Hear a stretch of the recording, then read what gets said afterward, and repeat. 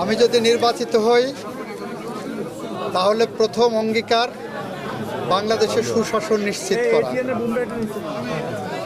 সুশাসনের সাথে সম্পৃক্ত যা কিছু আছে সেই পরিবেশ নিশ্চিত করা, শিক্ষার পরিবেশ নিশ্চিত করা, নারীদের অধিকার নিশ্চিত করা, দুর্নীতিমুক্ত সমাজ নিশ্চিত করা, এই সব কিছুর জন্য কাজ করব।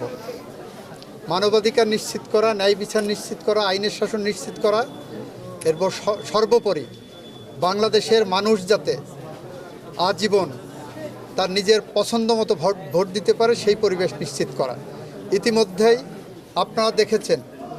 সংবিধানের ত্রয়োদশ সংশোধনের রায়ের রিভিউ করে বাংলাদেশের মানুষ যাতে তার ভোটাধিকার নিশ্চিত করতে পারে সেই পরিবেশ ফিরিয়ে আনার জন্য আমি সংগ্রাম করেছিলাম, এই সংগ্রামে বিজয় হয়েছি এবং এখন প্রতি 5 বছর পর পর তত্ত্বাবধায়ক সরকারের অধীনে নির্বাচন হবে, সেই পরিবেশ আমরা আইনসঙ্গতভাবেই নিশ্চিত করেছি। সুতরাং আমার অঙ্গীকার খুবই সুস্পষ্ট, স্পষ্ট বার্তা নিয়ে এসেছি যে আমরা বিএনপির পক্ষ থেকে দুর্নীতির বিরুদ্ধে, সুশাসনের পক্ষে,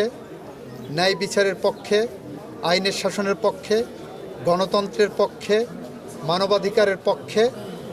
এবং বাংলাদেশের স্বাধীনতা সার্বভৌমত্বের পক্ষে আমরা নিরন্তর সংগ্রাম করেছি, করছি এবং করব।